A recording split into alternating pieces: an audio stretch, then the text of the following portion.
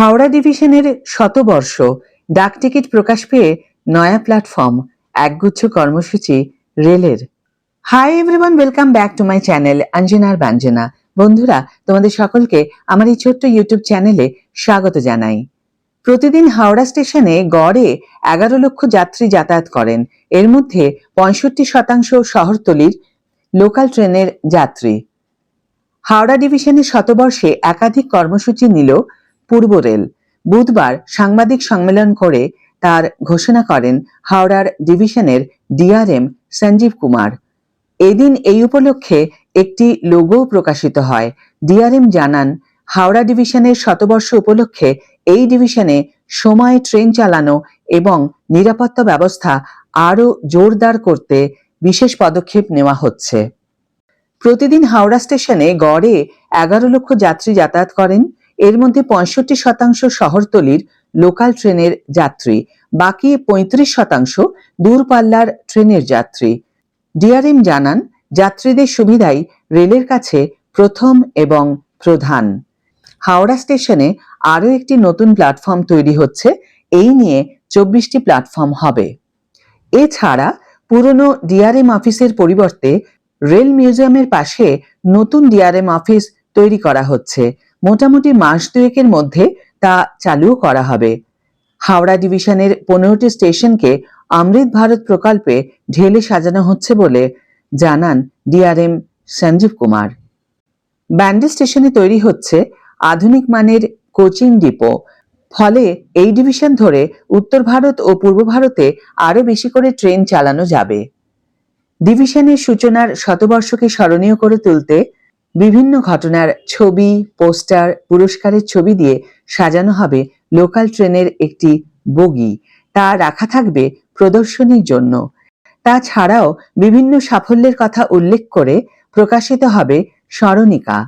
রাজধানী এক্সপ্রেসের একটি ইঞ্জিনকেও এই উপলক্ষে সাজিয়ে তোলা হবে। প্রকাশ করা হবে বিশেষ ডাক টিকিটও। একই সঙ্গে যাত্রীদের নিরাপত্তায় হাওড়া স্টেশনে আরও সিসিটিভি বসানো হবে। হাওড়া, ব্যান্ডেল, কাটোয়ায় মহিলা আরপিএফ এর জন্য তৈরি করা হচ্ছে ব্যারাকও। রেল যাত্রীদের জন্য আরও একটি সুখবর আছে। আমোদপুর কাটোয়া রুটে নতুন ট্রেনের ঘোষণা করা হয়েছে। আরও একটি নতুন মেমু স্পেশাল পাচ্ছে আমোদপুর কাটোয়া রেলপথের যাত্রীরা। অনেক লড়াইয়ের পর 2018 সালে ন্যারোগেজ থেকে ব্রডগেজ হয়েছে আমোদপুরের এই রেলপথ। তবে এলাকার লোকজনের অভিযোগ, ন্যারো থেকে ব্রড হলেও পরিষেবায় তেমন কোনো বদল আসেনি। সারাদিনে মোটে 2টি ট্রেন চলে। দিনে 4 বার যাতায়াত করে সেই ট্রেন। অনেকদিন ধরেই সরাসরি হাওড়া কিংবা শিয়ালদহ যাওয়ার ট্রেন সহ ট্রেনের সংখ্যা বাড়ানোর দাবি তুলেছেন যাত্রীরা।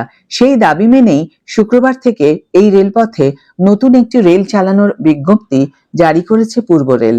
ট্রেনটি আমোদপুর থেকে কাটোয়া পর্যন্ত দিনে 1 বার যাতায়াত করবে। আমোদপুর কাটোয়া তারাশঙ্কর প্যাসেঞ্জার ওয়েলফেয়ার অ্যাসোসিয়েশনের সভাপতি অরুণ রায়, সম্পাদক আশরাফুল ইসলামরা জানান, রেল মন্ত্রকের বিজ্ঞপ্তি অনুযায়ী নতুন ট্রেনটি 13টি স্টেশনের মধ্যে মাত্র 5টি স্টেশনে থামার কথা ছিল। তবে বাকি 8টিতেও যাতে থামে সে দাবি ছিল তাদের।